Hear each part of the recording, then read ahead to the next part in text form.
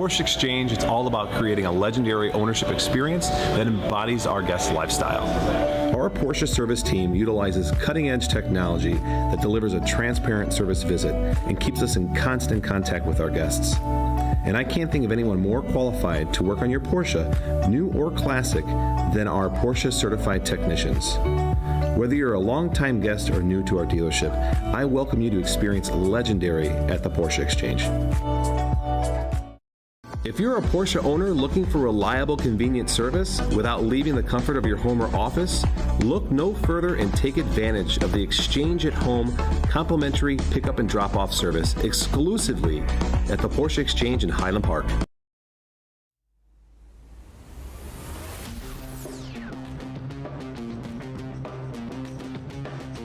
4 impressive years, many memories, many moments, and one monumental day hits us in the afternoon from Elkhart Lake, Wisconsin, where from virtual Road America, we welcome you to a historic day in PCA sim racing. We welcome you to the PCA Sim Racing Series 10 and the Challenge class live on Podium Esports.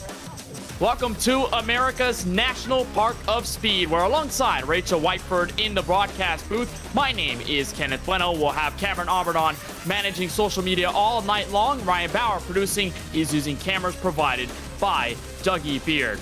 Lots of things to cover for you here from Road America. Before we get to that, though, and before we drop the green flag, we will remind you that Series 10 is brought to you by the Porsche Exchange, which has been family-owned and operated for over 40 years. Located on the North Shore of Chicago, the Porsche Exchange has grown to be the largest volume Porsche dealer in the entire Midwest. Along the way, they've won the Porsche Premier Dealership Award for many years in a row, and that has been chosen to be one of the few Porsche exclusive manufacturer dealerships in the entire country. Find out more at 4Porsche.com or follow at Porsche Exchange on Instagram. Also to note, Six Sigma Sim Racing is proud to announce the Season 10 Clean Driver Award. One driver in each PCA Sim Racing class will win a Six Sigma Sim Racing $250 merchandise gift certificate.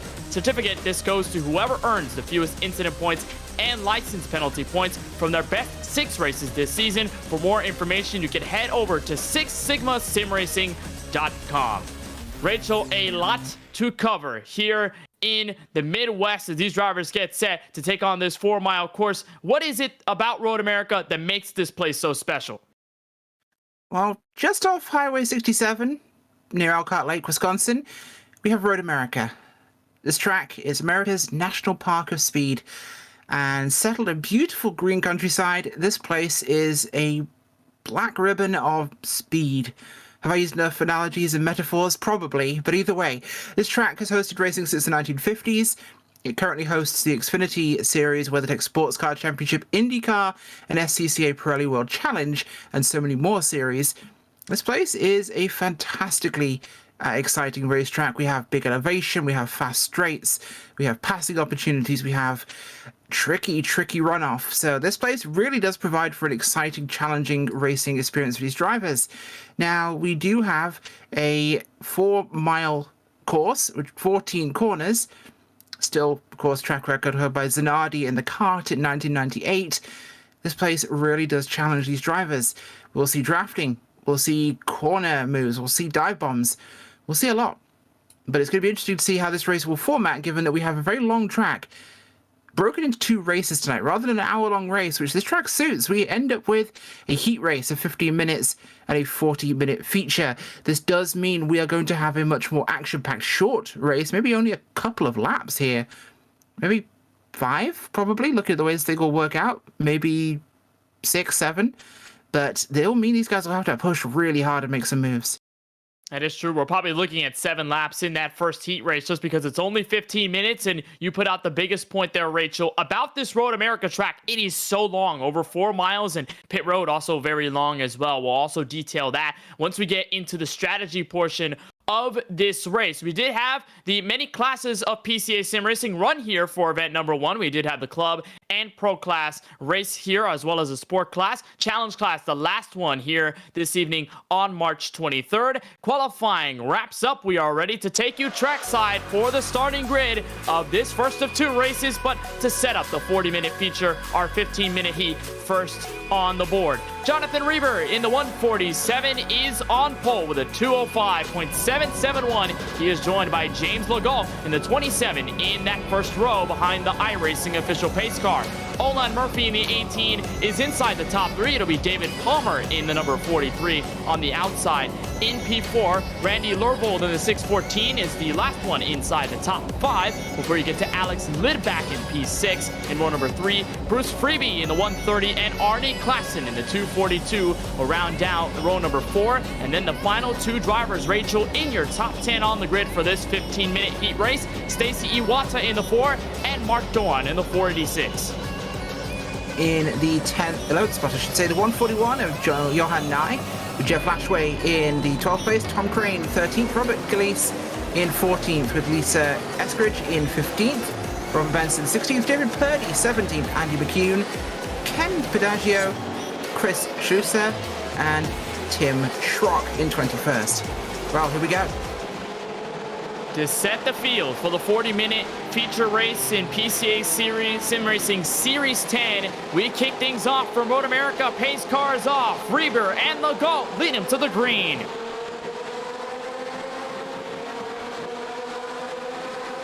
Good start up at the front. It's a really tight racing here between our first 2, Reber and Legault. Really close, but we've also got Murphy coming in here to try and put his nose into this involvement.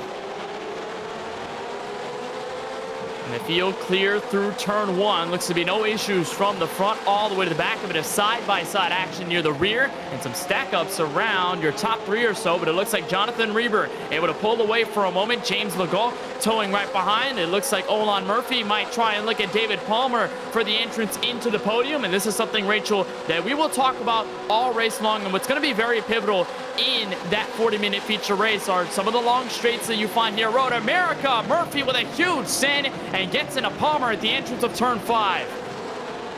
We're going to see a lot of moves like that, especially in a short race like this one. Oh, round goes Jeff Lashway coming out at 5. Issue for him, solo car, nobody else involved, so that's good. We'll keep with the race here, but we're going to have to see a lot of desperate moves in 15 minutes to try and make track position. We saw Lashway there get into the inside wall after getting loose exit turn 5. One thing that's also notable about this Road America track is that you do find a lot of elevation change, and that can throw drivers off. It throws David Palmer off in the carousel. He goes sideways, hits the inside guardrail, and will be able to keep the Porsche car straight. But it looks like he'll keep it in the grass and skip that car and let the entire field by as Jonathan Reber holds control heading into Canada corner for the first time. Another car around hard into the inside wall. That's Bruce Freeby. Yeah, Bruce Freeby there loses it on the straight. Unfortunate, but again, we're pretty clean one. People managed to get away with this and not get involved in these, so that's been really important, especially in a short race like this. So solo car incidents, nobody else really involved. That's good for them. Top 3 really tight here. We could see a possible move for the front, but it'll be interesting to see. I don't think he's close enough. And we'll see what happens. Legault still on the rear end of Jonathan Reber. That's Olan Murphy, who has since taken control of 3rd, and it appears to be sort of a 6-car breakaway before you get to 7th place Mark Duran in the 46 going against Stacey Iwata, who manages to get to the inside on the front straightaway. And heading for turn 1, there's our first side-by-side battle. Inside the top 10, Iwata to the inside. Textbook pass, and the 4 machine into the top 7. And we've already had a bit of the hiccups and a bit of the opening lap jitters show out, Rachel. And obviously, over the first 7 laps, this 15-minute heat race probably won't be the worst thing ever if you have problems, but this sets the grid for the feature race. So if you have problems now, chances are you're going to be working uphill by the time you get to the green flag of that feature race. Got a side-by-side battle for 3rd, Olan Murphy and Randall Lervold. Yeah, we've seen people fight back in the past. Oh, 2-car incident coming through turn 5. We've got it on screen there for you. That is Murphy and I believe Lervold. Oh, unfortunate timing for those 2. But this will happen. 5 is a tricky spot. It was like a Murphy and Lervold getting together, and both of them going sideways Again, second incident we see at the entrance of turn 5, and all that's doing is allowing your top handful of drivers to pull away. I think that third place Alex Lidback under fire from Arne Klassen. And the 242, Legault and Reber have pretty much put in a class of their own as we get to the second lap here from Road America. These drivers get around the carousel. And Rachel, you're going to see a lot of somewhat of the variety, but also some of the same.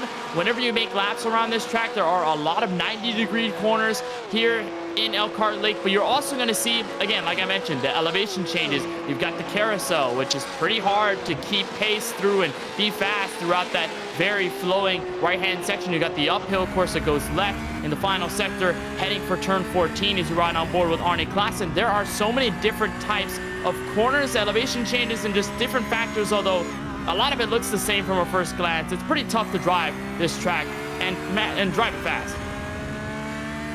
Fast is the tricky part. Drive it is not too bad. In fact, you don't even notice the it took me to start commentating to realize the carousel went downhill. Like from the car, you don't notice it. It's a really gradual wide turn, but it goes down about 2 stories, so it's quite a big drop. But thankfully, it's a fairly smooth drop. It doesn't feel quite as tight as, say, the carousel at Watkins Glen. But you do get a lot of elevation, but thankfully all these corners are set in such a way they really kind of fire you out into that elevation change pretty safely in the car. The car is very balanced by the time it actually hits it. It's pretty interesting to watch how these drivers get around this track, and especially with this car that does have a good amount of downforce but doesn't have all of it, and you can still get this car squirrely, this Porsche 911 GT3R, and we saw some drivers in this race already have problems mashing onto the gas pedal. And there's another thing that you'll look at while you're riding around this track, especially with this look out of Dave Purdy in the number 010, the driver sitting at 11th right now on the backside of this battle for 9th between Tom Crane and Robert Benson, is the lack of runoff, the lack of asphalt you find on this offside of the racetrack. When you go off, you're hitting grass, and that basically feels like ice when you get there. This car's not going to grip up. This car's not going to really cooperate with what you want it to do. And so the first thing you want to avoid, Rachel, at this track, most importantly, is you don't want to get off track. You don't want to have those mistakes. You don't want to put yourself in that predicament. No, and of course, when you get back on track, there's grass and dirt on the tyres, so it's going to really mess up your grip for quite a few corners. It's not a Porsche Cayenne, don't take it off road. The gravel traps as well will screw you. You'll end up going straight on the grass. Now, if you try and turn when you're on the grass, you're going somewhere you don't want to go, probably hitting something. Oh, round goes Purdy out of the kink. That's another one loose out of the kink again. That's the second one we've had. Yeah, second drive that got loose out of the kink, and when I mentioned drivers getting loose, smashing the gas pedal, this place was one of those problem areas. We'll look with David Purdy as he tries to get back settled. I think he just hit the other side of the guardrail, and it can be deceptively fast, this part of the track. I mean, you're probably keeping full throttle, but in some cases you may just want to let it off quite a bit. Purdy hits the pit lane. It looks like his heat race might just be over. You'll have to start the feature from the back of the field.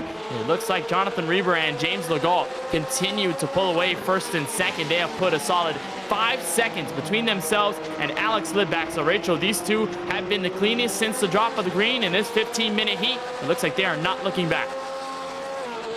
Yeah, there's not really a reason to fight that hard when you're 1 and 2 in a heat race that sets the grid. Like, you're both in a great place. Work together, pull away, secure 1 and 2 on the grid, fight them. And that is big. You don't really want to extend the risk, and we'll probably see that happen in the 40-minute race up until the very end, where you have that opportunity for a win, you have the opportunity for extra points. Drivers are going to get aggressive in that last stage of the race. This is Mark Duron in the 486, moving underneath Stacy Iwata in the number 4.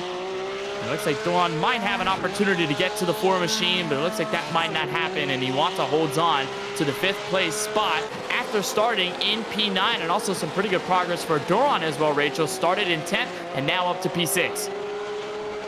Yeah, he's making some good progress here. I'd like to see what he's doing here. We've got a good backlash a little bit further back amongst about 15 through 12th. Some good cars pushing in some work around here.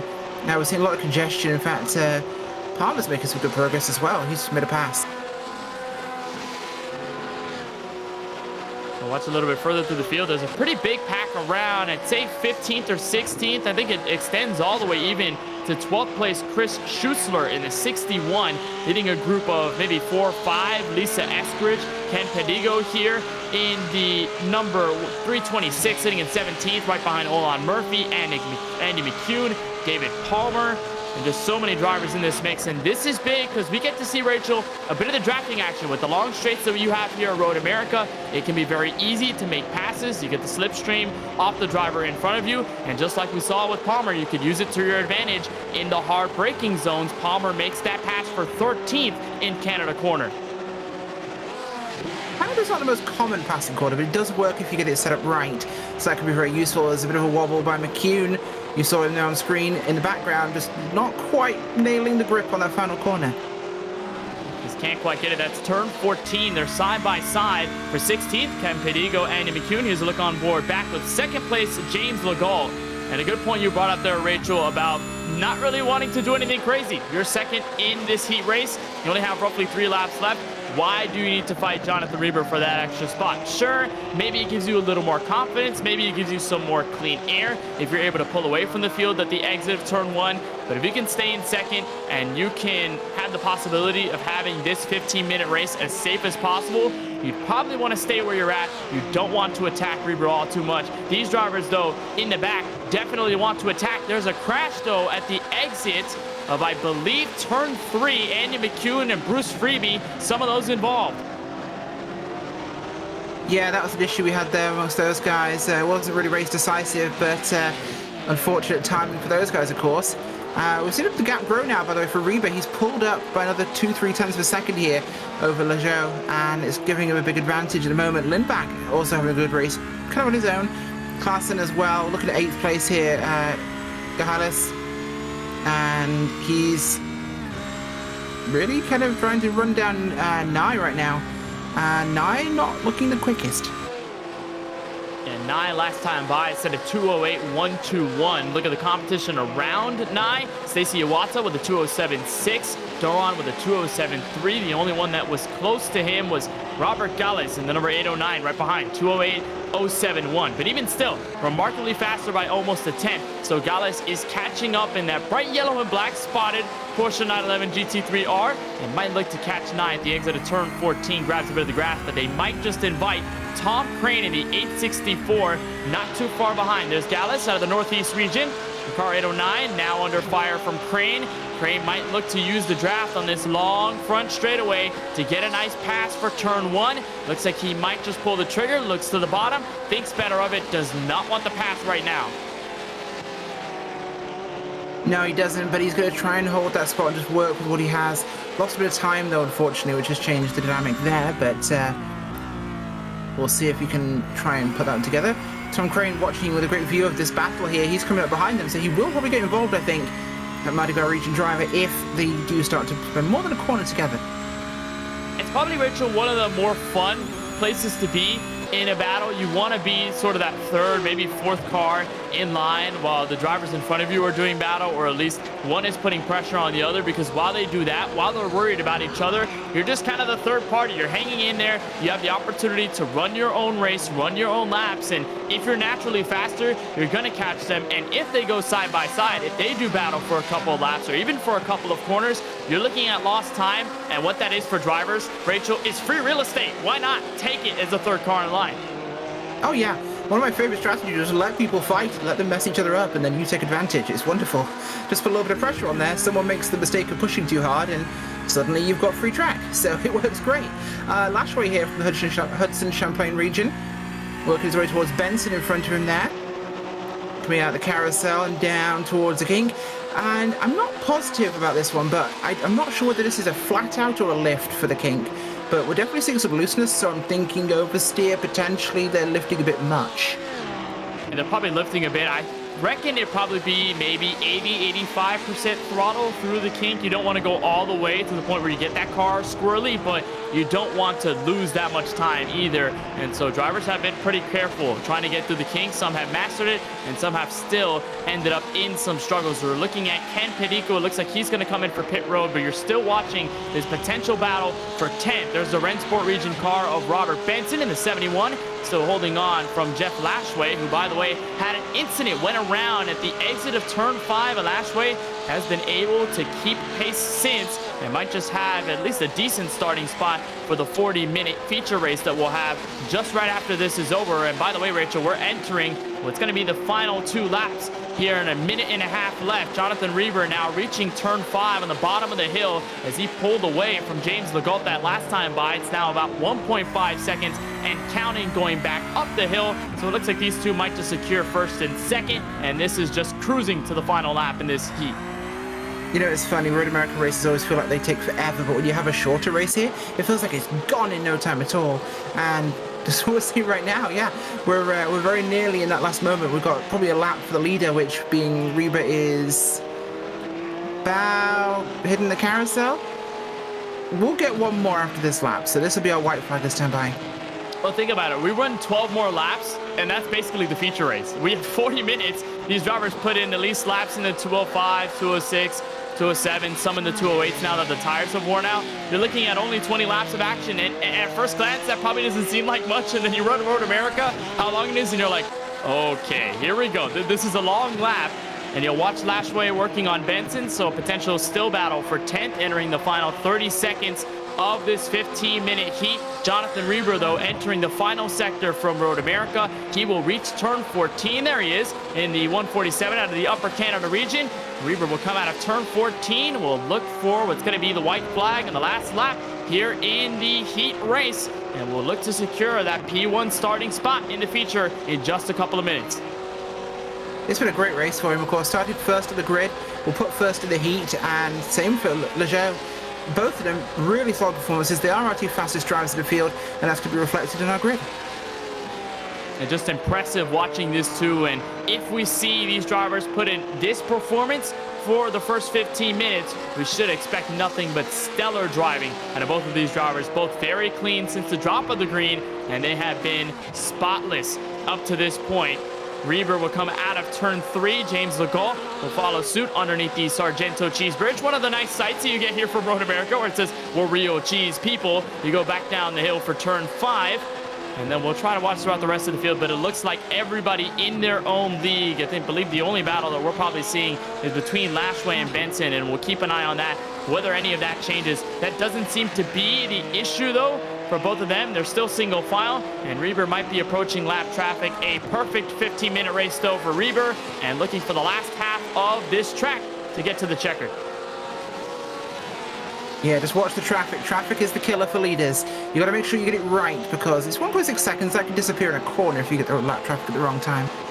And that's Andy McCune in his car that's further up the road in the 525. So he comes out of the carousel now looking for the kink. I'm not sure whether Reber will get there in enough time or whether he even really cares at this point. And the lap traffic still in sight, but he knows that's not necessarily the biggest task at hand. His task is just to ride out these last couple of corners. He gets to one of the toughest in Canada corner, one of the hardest braking zones, and possibly one of the passing opportunities that we see here at Road America. Legault has closed in by a couple of tenths of a second, now make it 7 tenths, but it might not just be enough, and Legault not going to fight Jonathan Reber, who will come out of the final corner here from Road America, and that will be the 15-minute heat race done and dusted. The 147 goes up the hill on the front straightaway. He will win the heat race. He starts up front for the feature.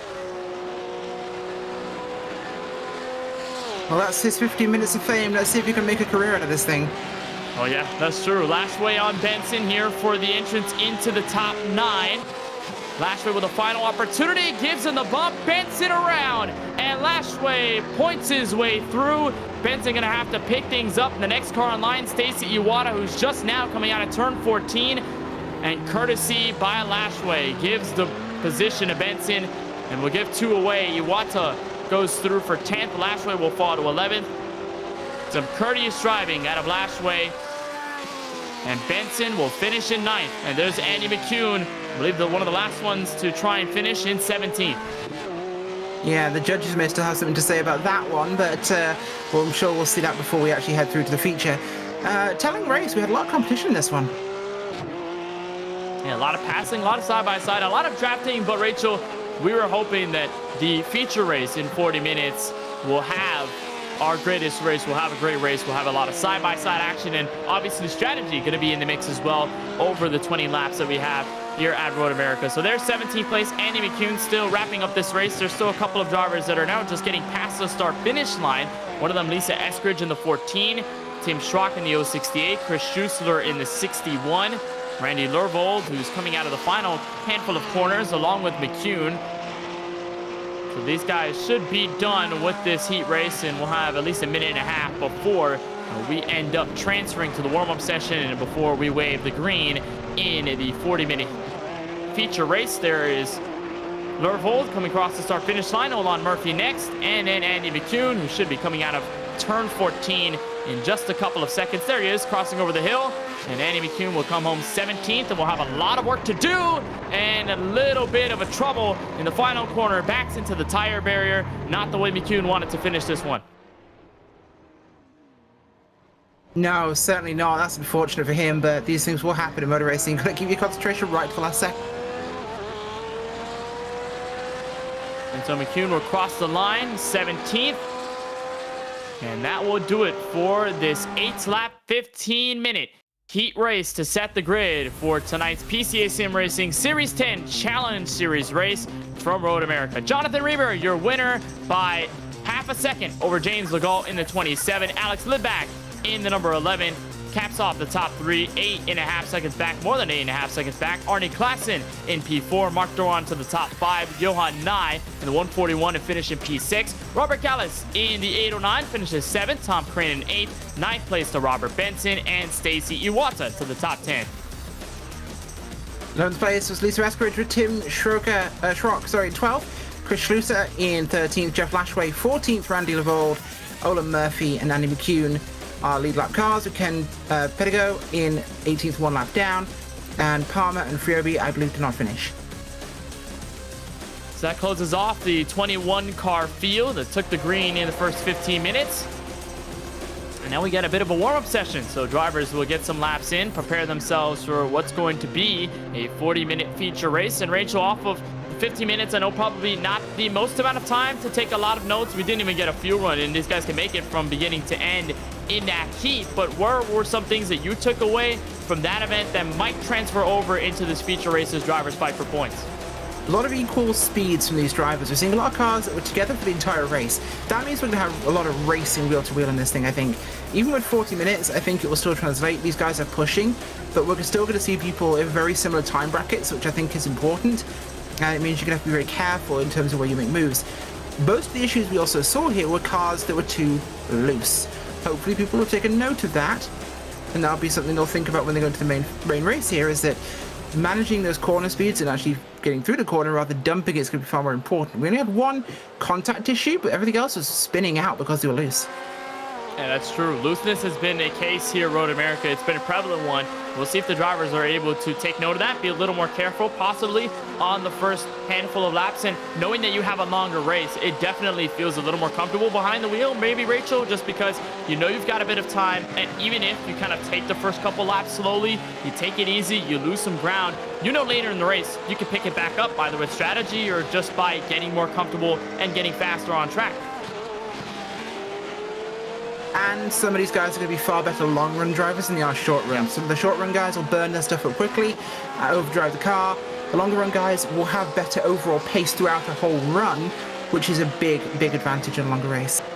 Yeah, that is true. You do want to take care of your stuff, and if we're going to have strategy in this 40-minute race, and you know you're probably going to be a little more conservative early on in the run. Biggest thing that we're talking about have been mistakes. Drivers just going around, getting into the grass, getting into the wall, getting into another driver. That really what was separating the field in that first 15-minute heat. So over the next 40 minutes or so, when we have this feature race, we'll probably keep that in mind. Mistakes are going to be the difference between being up front, having a shot at the win, versus kind of falling back and just settling wherever you are in the points standings at the end of it. We did have a race result for some of the classes in PCA Sim Racing a couple of days ago, and even in the prior weeks. We had Tress Drawhorn in the number, I believe the number 13. He was in zone 13 out of the Chicago region, was able to take the win in the Pro Series race. We did have a couple of more classes as well, the Sport class and a lot of others, but this Challenge class, a lot of fun, Rachel, with this Porsche 911 GT3R, and while I know I'm not the best with this car or with any car in iRacing at all. This car is surely a challenge. It's pretty fun to drive. Hey, that's why we're up in the booth, not out on the racetrack. Yes. We are far better talking a good race than we are driving it. I think we can both happily admit to that. But no, it's a very cool car to drive. A lot of fun. It's a loose car, which is fun. Like there are two types of drivers: drivers who like the cars that push, and drivers who like a car that will rotate easily. This car rotates. Now, I like this car, but my personal preference is a car that's a bit pushier and more front heavy. I like to kind of really wrangle it, but these cars drive like I like to drive an oval car. They are loose. You balance it on the throttle, and that's a really cool feeling in a race car where it's going to respond to exactly the nuance you want. So it's going to be a good race. It's also cool when you think about the collection that Porsche has and the collection of cars that PCA Sim Racing runs in iRacing, where they run this Porsche 911 GT3R. This car is a front engine. Then you have cars that are rear engine, cars that are mid engine. There's so many options with Porsche, and the coolest thing about it is that in a lot of the driver notes, a lot of the driver docs, we have the questions. Are the best Porsches? Question mark. Are they front engine, rear engine, mid engine? We had some people say front engine, a lot of people say rear engine. There's always a different opinion when you think about the types of Porsches that are offered and the way they drive. So it's pretty fun. I'm definitely not the greatest at driving Porsches, and if you put me in, let's say, an IR1, I'll fold immediately. But nonetheless, great cars. As warm-up wraps up, we'll have our qualifying obviously said and done by the 15-minute heat race. And just like that, Jonathan Reber will lead us to green in the 20-lap, 40-minute feature race here from Road America. James Legault will be on the outside in second. These two, the cleanest and fastest, just a couple of moments ago. We'll see if they can keep it up over the long run. Alex Lidback in the 11 is in the podium. P3, Arnie Klassen alongside in row number 2. P4, Mark Doron, the last one in the top 5. Johan 9, the number 141, P6. 7th, we'll go to Robert Gallus in the 809. 8th place to Tom Crane in the 864. Robert Benson in 9th. And Stacy Iwana, top 10. P11 is going to be Lisa Eskridge with Tim Schrock in 12th. Chris Schlusser, Jeff Lashway, Randy Levold, Ola Murphy, Andy McCune, Ken Petridge, Pedigo, David Palmer, and Bruce Friobi. Here we go. David Purdy, the last driver, 21st in the 010. Jonathan Reber, James Legault, bring him up the hill for the second time, but arguably the most important time. Pace car is down, and we are green for PCA Sim Racing Series 10 and the Challenge Series from Elkhart Lake, Wisconsin. Big runner here for the grid at the start of this as we get a good boost by Reber. He's out front pretty comfortably. Klassen and Doran side by side there going into turn 1, but it's a good early lead here over Legault for Reber. A good lead for Reber going down the hill in what I call phantom turn 2, and then going into actual turn 3. As they all single file out, a bit of side-by-side action, but for the most part, clean first 2 corners. Lashway looking under Olan Murphy. It looks like Tim Schrock giving up positions. Everybody files through underneath the Sargento Cheese Bridge down to turn number 5, one of the hardest braking zones here at this track. A bit of side-by-side action. Mark Durant looking underneath Johan Nye, and everybody makes it through cleanly. Oh, it's a parking lot through 5, but no one's spun out or crashed. It's just busy and cars fanning out everywhere. Corner could really do that to you. But no, it's definitely keeping its pace up here. 6 as well. Pretty busy corner. Everyone's really behaved themselves. And again, goes back to the point that we made about just being conservative in the early portion of this race. Just feeling yourself out, feeling the car, feeling the competition, racing the track rather than racing everyone around you. And it looks like that seems to be working in full force. Everybody keeps it clean and no problems over the first lap or so. We're mostly single file though through the carousel up to the kink, one of the toughest parts of the track. It looks like everybody is also by there without a problem. Reber leads them in a Canada corner.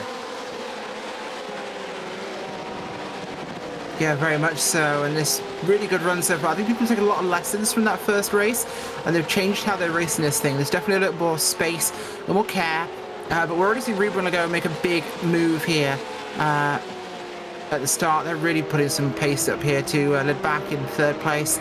Lidback, Klaas and Doran, they're close together, but we're already seeing that breakaway, and from what we saw, it was a genuine overall pace. They've really just pulled from the field in 15. I didn't seem to slow down at all. Looking for the back though, we've got some real grouping as we come through the field, and we've got a bit of a slowdown for Schrock as well.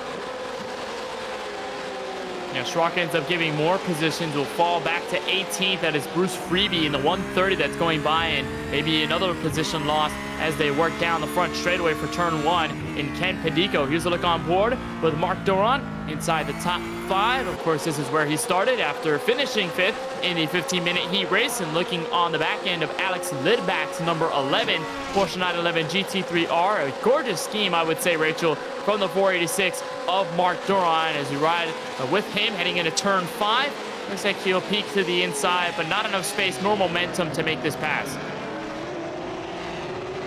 Yeah, very much so. And oh, it's starting to get a bit busy in 5 again. We've got a big grouping heading in here.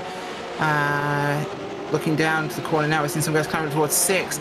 Oh, we've got a big off in 5 for some of these drivers. A big coming together. A little bit further up the field. In fact, it was around Eskridge, and just behind her, the 130 and the 525 of McCune. So we had Friobi, McCune, and Eskridge there. And it was like, oh, yeah, I believe that was 525 slams into the back of the 14. 14 goes sideways, hits the 130, and they all go off together. And McCune is continuously slow, heading for the second half of this racetrack. And we did see as well Bruce Freebie drop off a lot of spots in the 130. Chris Schuessler, we saw him, the driver from the Riverside region, go off in turn 5 into the gravel, but no damage for that blue and orange Porsche 911. So he falls back to 18 as a result, but not necessarily the worst thing in the world. It's still early in this event. Here's the reignited battle, Rachel, between Robert Benson and Jeff Lashway. Remember, we saw Lashway give the hit to Benson entering turn 14, spun him around. Lashway gave the spots back on the last lap in the last corner. One car off in front of them, that is Johan 9, the 141, but this battle back underway, and it looks like Lashway might have the opportunity on the front straightaway. Yeah, he might. Could be a good opportunity for him. We'll have to see how this will play, but Lashway's looking strong. He's going to be alongside, passing through the draft, a huge part of that pass. The draft was big, but as they got by the 141, it looks like he did not want to pull the trigger. Now he does at the exit of turn 1, turn 2, and now the bottom of the hill in turn 3, side by side for P8. Lashway makes that pass complete, and a beautiful one. Benson gives way, and now we have roughly a 5-car pack heading for the long straightaway underneath the Sargento Cheese Bridge. Here's a look at the 614 of Randy Lervold from the High Desert region after starting in 15th. Pretty good progress in the first 3 laps, and we'll potentially look at Stacy Iwata for a pass. Johan 9 looks for a crossover and can't quite do it. Wobbled the car all over the place. Yeah, that's getting a little bit wobbly. So I see a little bit of different moves compared to what we saw in the feature here.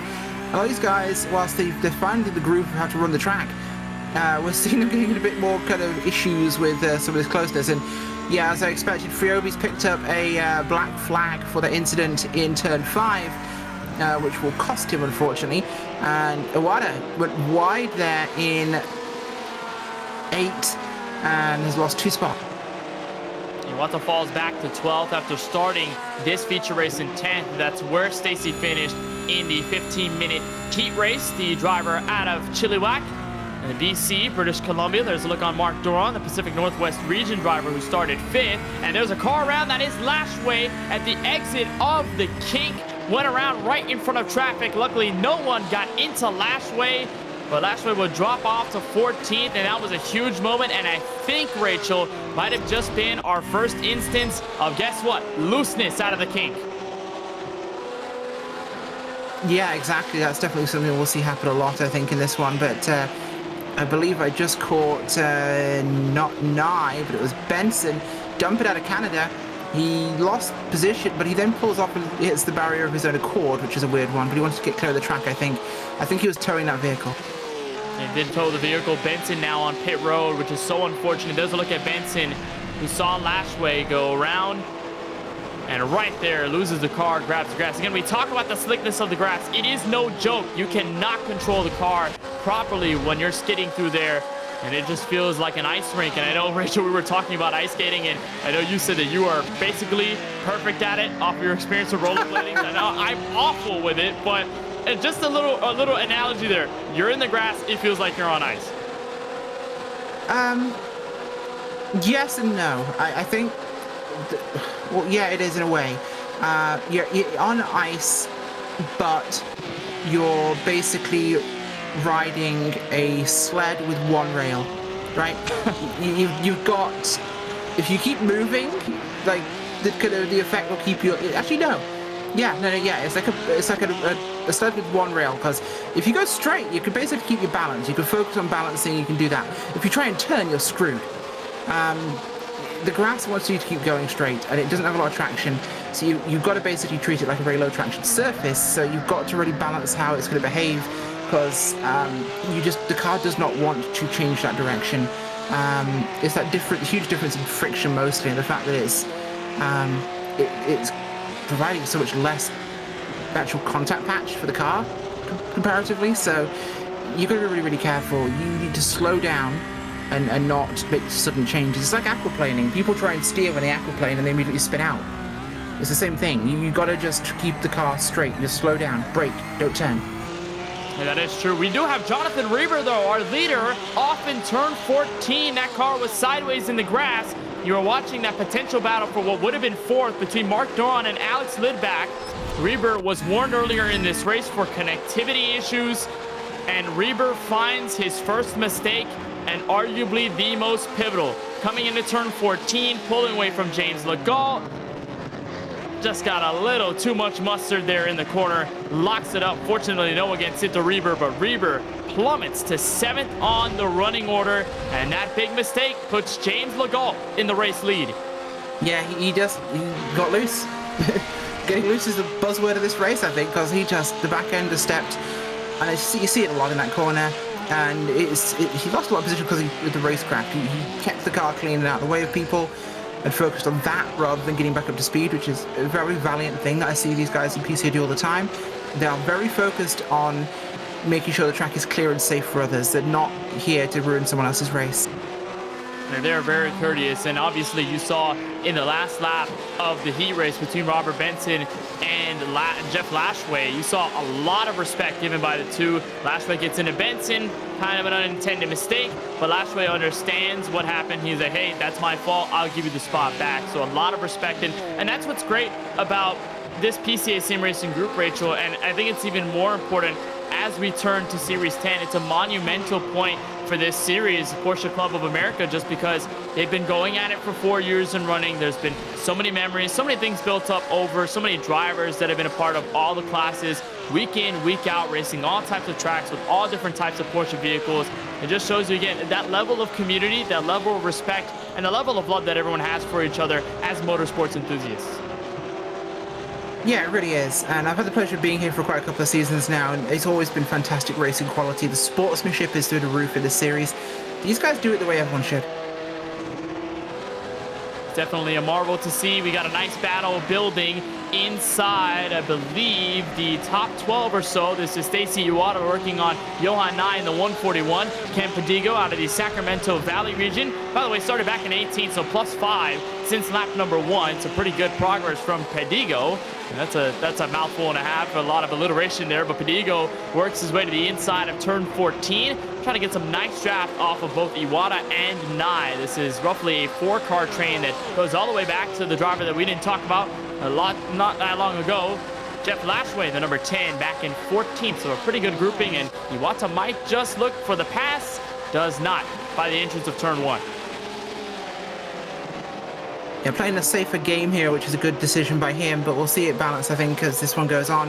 A lot of patience, really, in this kind of race. Legault, though, is in a fantastic spot now, but he's solo, he doesn't have a draft partner, so will Klassen catch up? This could be interesting.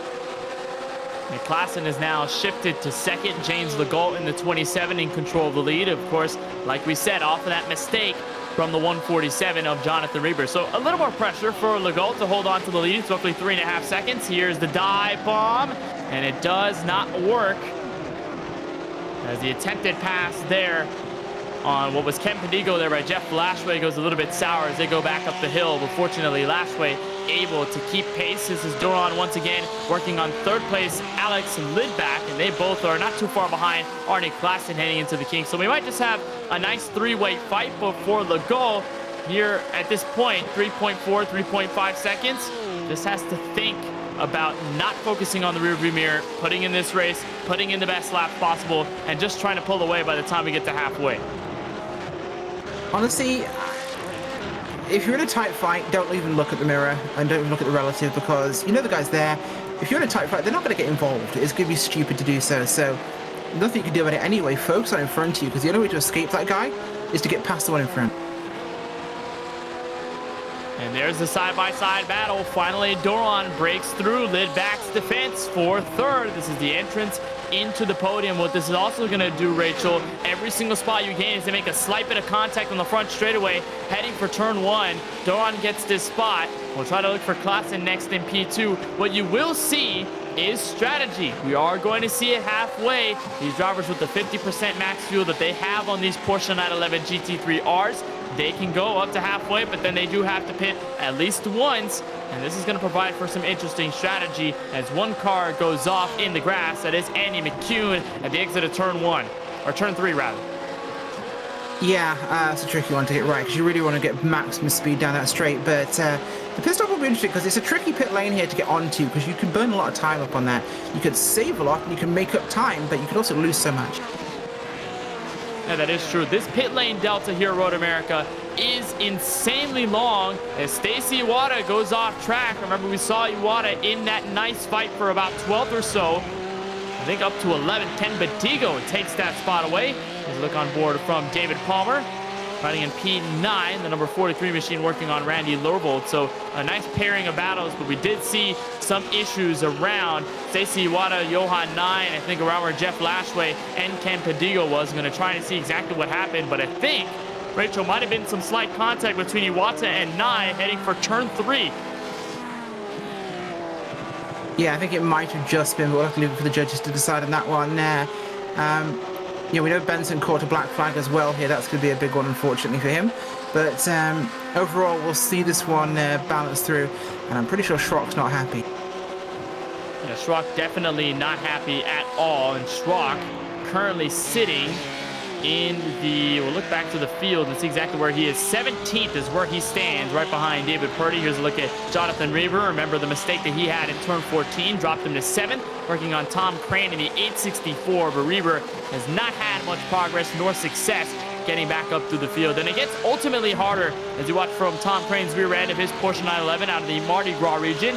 Rachel, it gets a lot harder when you're a guy like Reber. You're running in the lead, you're accustomed to being in clean air up to this point all night long. You make that one mistake, you drop through the field, but by the time you make this mistake a couple of laps in, the entire field is separated by more than a handful of seconds through most cars. So it ultimately becomes so much more difficult to not only gain position on track, but even gain them through strategy. It's pretty tough. Yeah, it can be. With such a long lap time, it really does make it either you got it or you don't. So it's going to have to be something they'll really have to think about here. Some tracks, short tracks, the strategy is much easier to divine. But here, it really is a head scratcher. And now here comes Reber. Look on the inside for turn 5. Crane not giving it up so easily. Now in the entrance of the corner, Reber has it on the braking zone. Crane looking for a crossover. He can't quite do it. Jonathan Reber now points his way to P6. Robert Gallus, the next car in line in the 809. 3.7 seconds separate Arnie Klassen in the 242 and your current race leader, the number 27 of James Legault, who has been a part of PCA sim racing for pretty much 2 years. Started sim racing with Indy 500 the simulation that released all the way back in 1989 out of the central Indiana region. And one thing that's pretty cool reading the driver info on James Legault is the inspiration behind the number he bears on his Porsche every time he gets out on track. 27, it was Gilles Villeneuve's number at Ferrari in 1981 and 1982, and he has the core memory of watching the 1979 French GP at Dijon where Rene Arnoux and Gilles Villeneuve raced wheel to wheel for second place in the final laps, and that was to him one of the best battles in motorsports history. He bears the number 27 because of Villeneuve's success and greatness out on the racetrack in real life, and that's his all-time favorite driver, Legault, leading this race as he crossed the line for lap number 9. Yeah, good run for him now. Legault is in a really strong spot. He's made that gap on Klassen 4.7 seconds. That's a 1 second gain that last lap. That is massive for Legault. is amazing for Legault. We'll see if he can implement that well into the first and only pit stop that we will see all night long. Tom Crane, remember, he lost that spot in P6 to Jonathan Reber, and he has been sucked into a battle for 7th. Randy Lervold, David Palmer, maybe even a bit of Olan Murphy if he can catch up. Three-way fight for position entering turn 3. A lot of pressure on the rear end for Crane. Yeah, he's going to have to be careful for that one and make sure he doesn't make a big mess. So, yeah, I think that would help him, but it's going to be a little bit trickier just to kind of time this one. You see, it looks like Palmer and Lervold do not have enough draft to catch up to Crane, so Crane had a better exit in turn 3 and bottom of the hill, turn 5.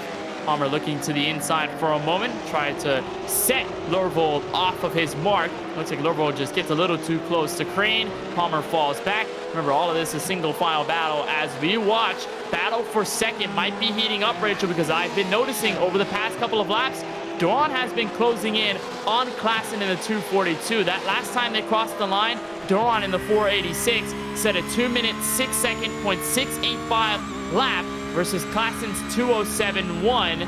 I remember all of them slower than your Little Legault will put in a 206 flat, but nonetheless, Duran is faster by a couple of tenths. He's catching up quickly, might take over P2. Yeah, he's got a good chance for that one. We'll have to see how he does it, but Duran's got to time this one. They don't want to make a mistake. They're already dropping Legault, so if he's faster, time this well and don't lose time in it. Hit it on a straight. Looks like Stacy Iwata has been black flagged in the number 4 machine, dropped back to 18th. But I want to ask you about timing, because that's really big at a track like Road America, where you only have a select amount of braking zones and a select amount of places where you can properly make passes. You can force their way in some parts of the track, but you really want to look at the key markers in this Elkhart Lake, Wisconsin built facility. Where do you time these passes? How do you set yourself up to make a run on somebody and make an attempted pass? I think the real goal here is to try and got to time this and wait for the straights. There's no harm in staying behind the guy because you'll net go faster together. So even if you're just lifting a little bit, as a pair of cars, you'll go quicker. You really want to wait for a straight here and do this into one of those corners. If you could draft past it, clear them for the whole corner, ideal. But you've got to make sure whatever you do is over in a single corner and you're gone again, because otherwise you are in big trouble. That's definitely true. The last thing you want to do is make an attempted pass and then open the door up for another driver to get to the inside and make it a case battle side by side, where you really have to change your line. You have to alter your driving style and just to accompany the driver alongside you. So far for Duran, still setting up the blueprint, still looking at the potential pass here on Klassen for 2nd. But while that has happened, they have caught up significantly to your race leader, and this is going to be pivotal, Rachel, because we're getting to lap 10. We're probably looking at our round of pit stops under green, so this is going to be big, not only for Legault, who has fallen off the pace, but for Klassen and Duran, who could take advantage and pout. Yeah, I think that'd be big for them, but Legault is definitely still strong right now. Klassen and Duran, they really have to work here. Focus on speed, stay together, draft together, pull each other forwards, and they can have involvement in this fight, but until that point, it's not going to even be their race. So far, Duran and Klassen in their own grouping as Legault manages to stay in front by 2.5 seconds. We'll get to the final 20 minutes and officially at halfway here in the PCA Sim Racing Series 10 Challenge Series race from Road America. Watching throughout the track, I think one of the closest battles that we have is Jonathan Reber and Robert Gallus looking for 5th. And we did see Thomas Crane at one point in P7. He has since fallen back to 8th. Randy Lervold getting the best of him. Gallus going off a track. Open door for Reber in a 5th. Yeah, that's exactly what you want to see for if you're Jonathan Reber. It's a great opportunity to get past on that one because he gets free real estate like we talked about. No time to gain back here. He's going to have to make 8 seconds to get towards top 4. He's at the front of this grouping, so it's going to take fighting on either side. And that's the thing, it's a game of seconds. And we see one car off at the last corner. That is Ken Padigo in the 326. David Palmer moving his way through. I was about to say that was going to be a nice battle building up for 10th. It looks like that's not the case. We'll look a little bit further back through the field. This is the driver of the 809. Remember, Gallus got off track, gave Reber the spot, fell another one to Randy Lervold and even to Tom Crane. Now here comes Olan Murphy with a challenge, and Murphy started this race back in 16th and now pretty much at the halfway mark of the field. So Murphy doing a fantastic job off of the struggles in the heat race, and just kind of shows you, Rachel, that even if you've had the problems, what we've talked about, you've learned in the first 15 minutes. You implement those notes into this race, and Murphy having a blast. He moves up to 8th. Oh, mistake into the inside wall. Oh, that's awful. I was gonna say, yeah, you can really build a lot in these kind of races, but it's another goes too wide, catches a bit of dirt, and big body slam there into the wall. The commentator's jinx is still alive and well. There's Tim Schrock for the back of the field out of the Gold Coast region, now picking up a couple of spots after that.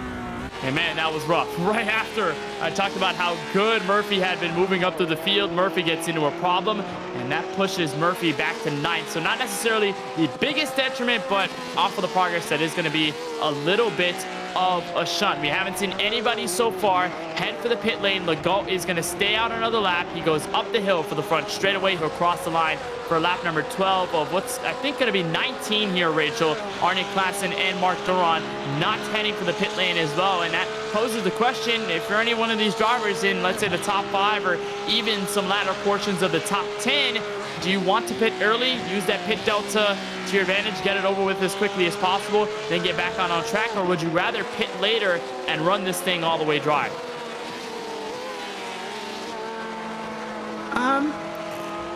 If I'm in traffic and I can't pass someone, I pit earlier. That's the only reason. Otherwise, I'm going to wait until the end of the pit window, because frankly, this isn't a tire race, it's a fuel race, so I'm going to pit as late as I can. But a lot of these guys, I think, will go the whole way. Murphy's hitting pit road now. Makes sense, he has damage in order to get that sorted. But I'm going to pit as late as I can in the window unless I'm in heavy traffic. If I am, I'm going to lose time doing that. So I'll pit early to break that cycle. So it depends. We've got quite a few cars now, 3 on pit road.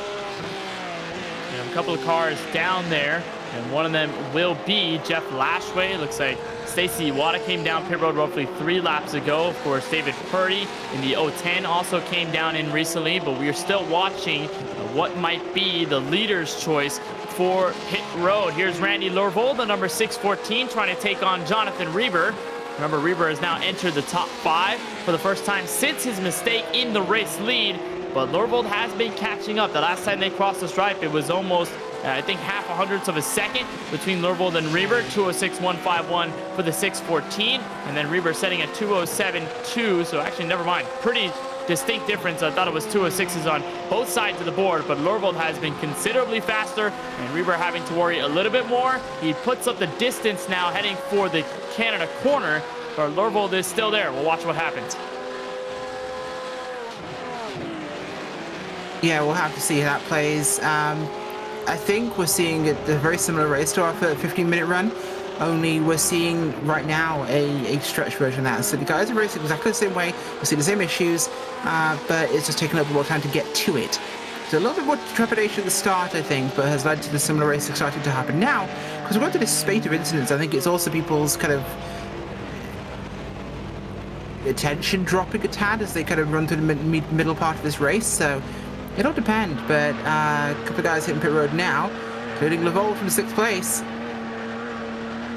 And this appears to be everybody third on back, all the way to P6. Mark Doron, Alex Lidback, and Jonathan Reber, and then Randy Lurvold in the 614. All of them coming in this time by, so a pretty interesting call. You're going to try to get around Legault via strategy. Remember, we also mentioned it earlier, Road America has some of the longest pit deltas that you can find on the circuit, especially on this schedule. So we'll just see how they leverage that, either to their advantage or whether it ends up being a disadvantage once they come out and when Legault and company do come in. Him and Klassen do stay out.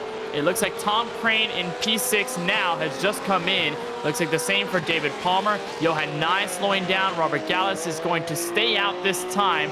So a bit of a mix of calls, but for your top 2, they want to stay out the extra lap. And I think, Rachel, they might just be coming in this time. They don't want to stay out too far.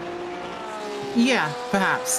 Looking at our clock, 30 minutes left? This is on our window. This is towards the end of that window, in fact, when these guys are going to want to pit. So this is about what we're expecting most drivers, and it's definitely playing out the way I think that's most predictable.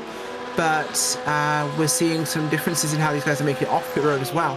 And that time will start to shake out in the next lap or so. By the way, also to mention, all the drivers in the top 5 all have 0x. We really haven't talked about that all too much this evening, Rachel, but you do get a drive-through at 17x if you get off tracks, or if you get contact with other cars around you, you get a disqualification at 30x. But the good news for the top 5, all of them at 0. None of them with off tracks, none of them with big problems. Here comes your leader, Legault for pit road. Klassen will soon follow in P2, so your leaders are in. Good news about the top 5, all of them tied for what's going to be the Six Sigma Sim Racing Clean Driver Award. So pretty good news for them, and Legault could get a bonus if he ends up winning this race. This call might just be the most pivotal at this point. Yeah, I gotta say, it's so excruciating to hit this pit road because the timing line starts super early as well down that hill. So you were in here for an eternity rolling to that pit box. It's exhausting. Although I'm glad these guys don't have any regulations regarding how many pit boxes you can pass through before you reach your own, because they'd all screw that one. Oh yeah, that's the good news that the drivers do not have to deal with that. As you run on board further back through the field, that is Mark Duran, who, by the way, I believe should take the race lead. So based off this early call, the 486 of Mark Duran will have control here from Road America, and I think James Legault has just come out, so there he goes for turn 1, but Duran will be in striking distance, and most importantly, Rachel, got by Arne Klassen for second, so Duran makes that pass without even having to get close to Klassen on track.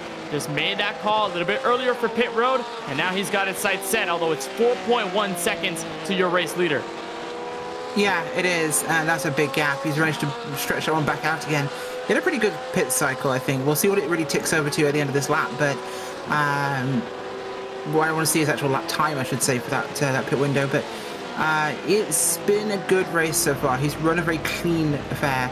Well, busy pit road exit here, looking at what we're seeing. Reba's in there, he currently scored in 9th. Because that starts off because the start-finish line is actually after. That was a really quick stop. Yeah, really fast one from Reba. 2.7 seconds. Formula One crew there. Really fast stop, but I'm not sure whether he got all the fuel in the race car. Obviously no tires for the 147, but Reber either had something there. It looks like it might have just been his second stop, but he will drop back to 10th. So 2.7 seconds. I think Rachel might have just not topped off all the way, recognized the mistake, now had to come in and drop even more based on that. Yeah, we're going to see what that shakes out to be, though, I think is the critical one in this. But our gap was big for Legault. I think he's done a really good job on that last run round. We'll see what this ticks to. But overall, it's been a very textbook race compared to what we saw earlier on. So I'm liking how these guys are doing it. It's both been super clean as well. This has been cleaner than our heat. Yeah, way cleaner than the heat. I think we just had a lot of that cycle out in the first 15 minutes. They all took notes, they all learned, and now put in a very clean race so far. There's one car off in the grass, but doesn't seem to be the biggest problem. We'll see exactly who that is. I believe that might just be Andy McCune in the 525. No, it is not. That is another driver. The exit of turn 14. But nonetheless, James Legault goes through a round in the 27 car. So far, leading this race by 5.6 seconds over the Pacific Northwest region driver of Mark Duran in P2 in the 486. Arne Klassen in the 242, the third car in line, got passed by Duran off of the pit stop sequence. Alex Lidback in P4, not too far behind. There's a look on board with the number 11 out of the Lone Star region. And Randy Lorvold in the number 614, Rachel, the last one inside the top 5. Yeah, it is a big run by him, but the 1.7 second gain here for Legault over Duran in second place. Big pit stop advantage there. Really got that one nailed down well. He's about to lap Lisa Eskridge there in the 14 car, who is surprisingly in 14th. So that's a nice number. But now Tom Crane here, 6th place, and we're seeing now Ola Murphy in 7th place. Down behind them, 8th place is Gahelas. 9th was going to be Palmer, who's had a really great race up from 19th there. Reba, though, he's struggled this race. It's been really, really rough for him. And we talk about difference of mistakes being big. Reba only had 1, and now it looks like 2 with the pit stop sequence, so things getting a little bit more worse for Reba. There's a look at Ken Pedigo, who currently sits 11th out of the Sacramento Valley region. Chris Schuessler, we saw Schuessler off track a little bit earlier in this race in turn 5. And so far, handling P12 as it stands P13. We'll go to Jeff Lashway, driver who started in 14th here in this main feature race. He is the last driver, I believe, other than Lisa Eskridge, to be on the lead lap in this event. Eskridge currently sitting in 14th. Tim Schrock in the 068 is inside the top 15. There's your leader Legault going by Eskridge in the last corner. Tim Schrock in the 068 is 15th. Johan Nye in the 141 got black flag for an incident earlier in this race. Back to 16th. There's a look at Schrock from the Gold Coast region after starting 12th. I love the Porsche banner all the way in the back with the bookshelves. And there's a look at, I believe, what is it? 3 monitor setup. Got the water bottle there as well. So Schrock putting in the work here. What's going to be the final handful of laps. And then Bruce Freebie back in 17th. There's a look at Johan Nye in 16th. Stacy Iwata will drop back to 18th after a very promising start. And actually a nice battle here is Freebie and Nye. Collective mistake on the final corner. They've got that one, unfortunately, there. That's going to be interesting for those guys to shake out. And Race Control will probably have a look at that one. But, yeah, sometimes racing things will happen. But no, it was actually fairly clean, actually, there. So that will probably be fine. Definitely a bit of a mess up, though. We'll see if that one shakes through. Looking further forward, a lot of single car running towards our top 7 or so cars. These guys are all very much separated. The pit cycle really shook our field out. Yeah, it really did. And for Duran, although he was able to get by Klassen, it really did not help in the case for getting to Legault. Because remember, we saw 4.5 seconds at maximum between Legault and Klassen from first and second. And now Duran is back 5.7 seconds. And as they cross the line last time by, it was pretty much an even lap. 2:07.3s across the board by both. But Duran has really not been able to puncture in Legault's presence up at the top of the field. And this is a masterclass, Rachel, by Legault, who's been one of the cleanest drivers in this race, not only in the 40 minutes, but in the 15-minute heat to start the night off.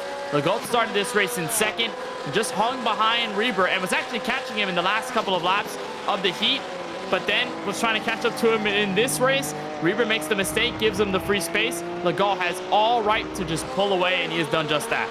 He really has. I feel really bad for Jonathan Reber because he had a flawless heat race. He was looking super strong, and it was one error that has put him down to 10th place, because there's been a few since then. He's just struggled since dropping back into traffic. So really the sad story of the race there for the Upper Canada region driver, and the great race for James Legault.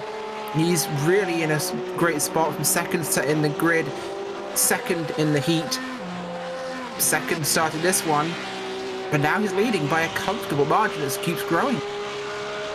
This is going to be the best start for James Legault, because here in Series 10, this is race number 1 here from Road America. So in the Challenge Series, performing as well as he's done so far, as you run on board Robert Benson, who is a lap down on 18th, and Jonathan Reber right behind him. And I think that's Stacy Iwata in the number 4 machine in 17th, also 1 lap down. So this is not for position out on track. This is just cars around each other on the last corner, heading for the main front straightaway up the hill. But for Legault, for race number 1 in this schedule and this Challenge Series, this is the best way to start off, and probably the most confidence boosting part of the race, where he's able to just control the field in the final handful of laps and then go to Virginia with a heap of momentum as you watch Benson give way to Reber in turn 1.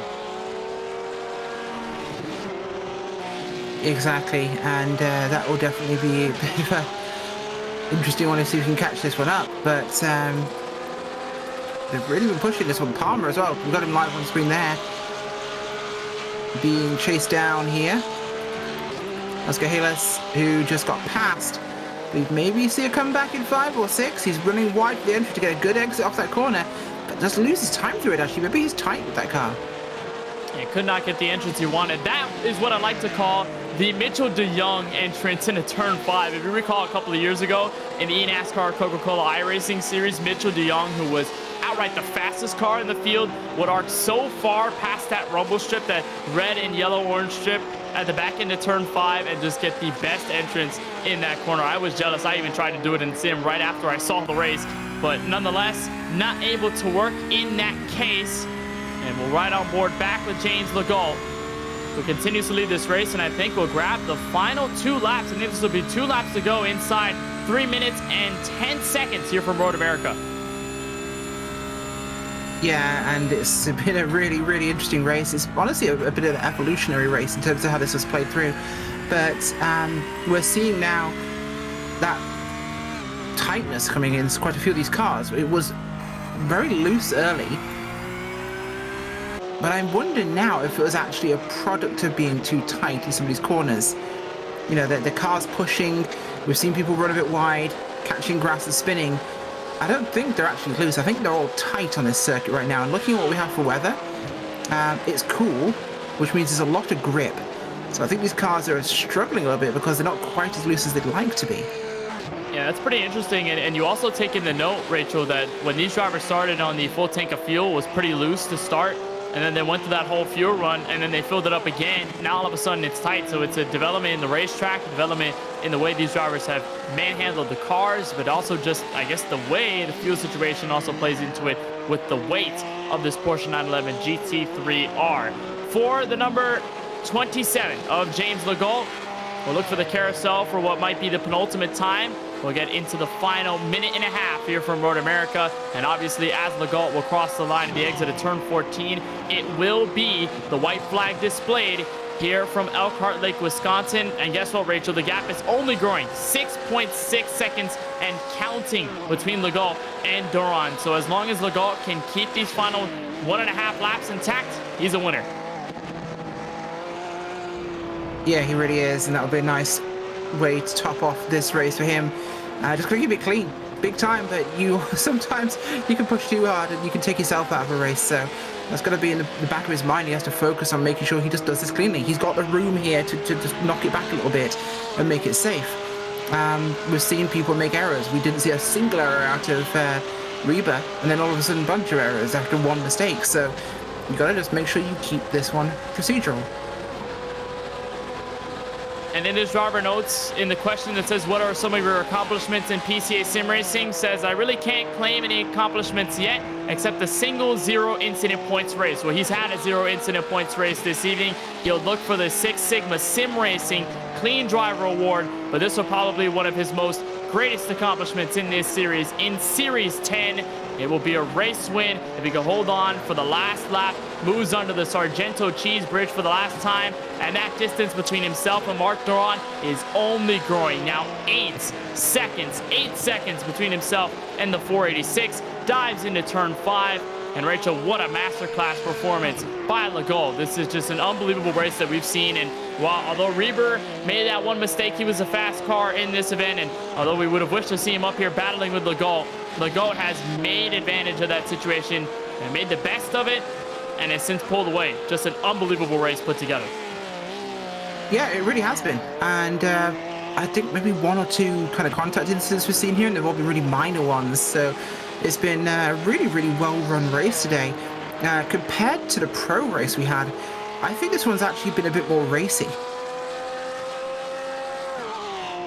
We've seen a lot of great racing. I think the only battle on track might just be between Jonathan Reber and Robert Gallus. A battle for 9th, heading for turn 5. But James Legault will move his way into the Canada corner for the very last time out of the central Indiana region. The 27 of Legault finds his way into the final few corners from Road America in Elkhart Lake, Wisconsin. It has been a controlled race, a composed one, but a dominating one to end. And in race number 1 of PCA Sim Racing Series 10 and a Challenge Series, this first one goes to James Legault, rides up the hill, and Legault is your winner from Road America. Yeah, great run by him, and Mark Duran managed to hold off Arne Klaassen behind him to bring this one home in second place. Klaassen actually dropped back a little bit in this one as Lidbeck will come up as well, coming through to come fourth. Levold coming home 5th in the end, and it's been a very long race. Although we might see a late move here by Reba. Oh, tried it, didn't quite make it, and I don't think it'll happen at Bill Mitchell. Might for the last quarter if he could set this one up right, but he has to try to be patient. He might get 9th if he can be careful. So a nice wide entry to the final corner, turn 14. No, not happening. It does not. Gallus will keep the position. Reber stays put in 10th with the spotlight on one driver and one driver only. James Legault, who gets the win in race number 1 of PCA Sim Racing Series 10 and the Challenge Series. Most importantly, we'll take a break, but on the other side, post-race show coming up, interviews with your top 3 and more, moving to the next race of this series. Don't go anywhere. We've got more on Podium Esports.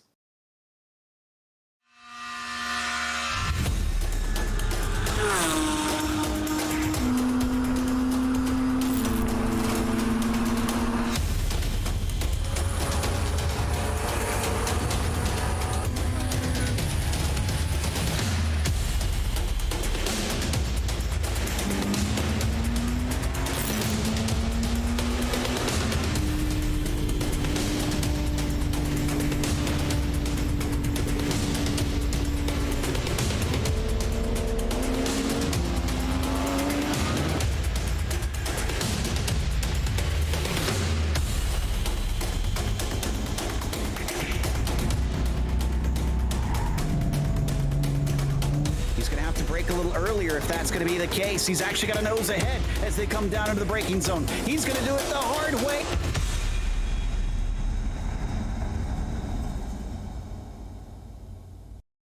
If you're a Porsche owner looking for reliable, convenient service without leaving the comfort of your home or office, look no further and take advantage of the Exchange at Home complimentary pickup and drop-off service exclusively at the Porsche Exchange in Highland Park. At the Porsche Exchange, it's all about creating a legendary ownership experience that embodies our guest lifestyle. Our Porsche service team utilizes cutting-edge technology that delivers a transparent service visit and keeps us in constant contact with our guests. And I can't think of anyone more qualified to work on your Porsche, new or classic, than our Porsche certified technicians. Whether you're a longtime guest or new to our dealership, I welcome you to experience legendary at the Porsche Exchange.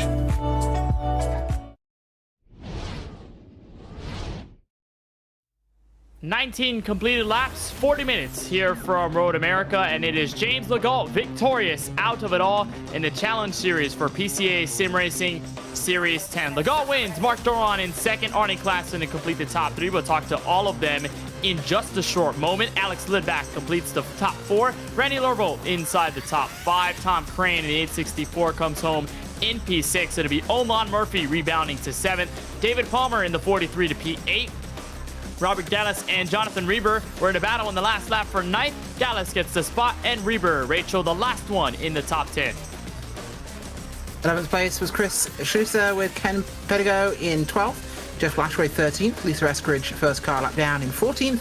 Tim Schrock 15th. Johan Nye 16th. Robert Benson 17th. Bruce Friobi in 18th. Stacey Owata 19th. Andy McCune 20th. And David Purdy in 21st. That's your 21-car field completing the 40-minute feature race here from virtual Wisconsin. It's our time to bring in the one occupying victory lane, and it is the Central Indiana region driver of James Legault. And James, you were fast from the drop of the green in the 15-minute heat. Same deal in the 40-minute feature. Reber makes a mistake, and you take control of this race. But most importantly, how does it feel to win tonight's race for Road America? It feels fantastic. It's my first individual win in PCA sim racing, and I couldn't be happier about it. And I remember the driver docs reading it, and it says, I don't have any accomplishments other than a zero incident points race. You have a zero incident race tonight. You've got the win this evening, and obviously a big one there. But walk us through the driving experience here at Road America. A lot of drivers prone to mistakes, no runoff, and you were one of the drivers who were able to keep it clean all night long. What went behind the cleanliness with this Porsche 911 GT3R and how you were able to leverage that to your advantage? Well, this is my favorite track probably, and I've had the most success in PCA sim racing here. But when I got in the GT3R to get ready for this race a couple of weeks ago, I was a mess because I'd been driving the GT4 quite a bit before that.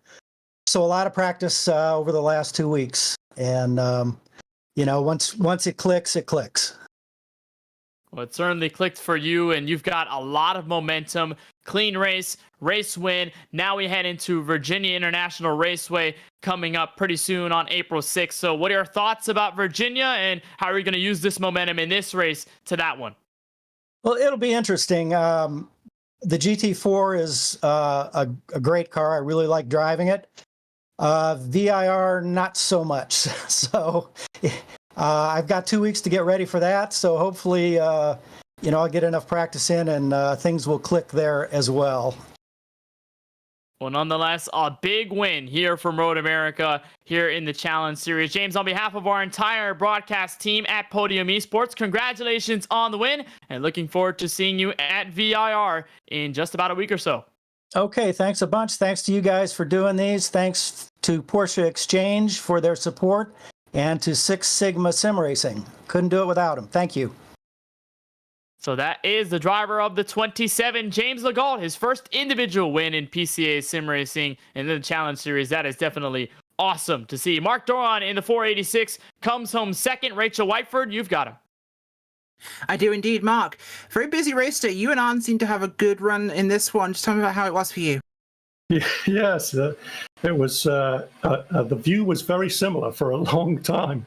I was trying to figure out a way by, but Arno was very precise, didn't make any mistakes. So in the end, I figured my only opportunity really, without wasting too much more time, was to try and jump in the pits. So I went for the early stop. Yeah, it seemed it's a good strategy call when you want to actually make up some track position, especially in busy ground. It worked out for you today. We seem to see a bit of a mixed message with the cars. At first, we thought these guys were pushing loose, but it seemed as though you were actually kind of tight to the racetrack. Was that what you saw? Well, I mean, I think it. I don't know what everybody else was doing with tires on the pit stop rotations, but I decided to save time and pray that I could nurse the tires to the end. Certainly, that last stint after the fuel stop, I was struggling to get out of the corner at all, and definitely struggling for front grip. So, car definitely went away, or the track went away, one or the other. Now, is this perhaps the sort of circuit where you might say just taking fronts with the fuel load you're taking? Yes, I guess so. I mean, the carousel just beats the living bejesus out of that left front. So that'll be the one to help, for Canada, and even getting into 14 at the end there, the last turn. That was really, I was having to be careful to hold the car and be patient getting back to throttle for lack of grip, getting the car to turn in. Seems so. Well, thank you, and congratulations, of course. Anybody like to give a shout out to or thank? I would, yes. I got to give a shout out to last 10th, Nicky Chan. He's been helping me a little bit offline here. And a 0xP2, that's a lot of Nicky's work showing through right there. Well, wonderful. Thanks for joining us. Mark Doran coming home in second place. Thank you. So that is Mark Doron in the 486 coming home in P2. We are now joined by third place Arnie Klassen. And Arnie, you had, of course, a battle slightly with Mark Doron near the end of the race. Pit stops obviously was a factor, but what was this race like for you behind the wheel? It was fantastic. I was happy that we got a nice clean start. And then Mark pretty much kept me honest for most of the race until he went into the pit early, since I was basically holding him back. And then when he came out, I unfortunately had a little bit of a longer pit stop, but I think he would have gotten me after the pit anyway. So that worked out kind of as expected there. And of course, a very clean race for you, Doron and Legault, just a masterclass, and you were one of the fastest cars all night long after starting in P4. Were there any sensations that you felt behind the wheel that probably changed dynamically over the course of this race that you had to adjust to, or did it feel comfortable from the drop of the green to the drop of the checkered? I would say that pretty much a little bit before the pit stop, I started noticing the tires, especially the front tires, giving a little, and I had a couple of close calls going into turn 14 of slipping and getting into traction control, and that was a little scary. But I think otherwise the tires held up.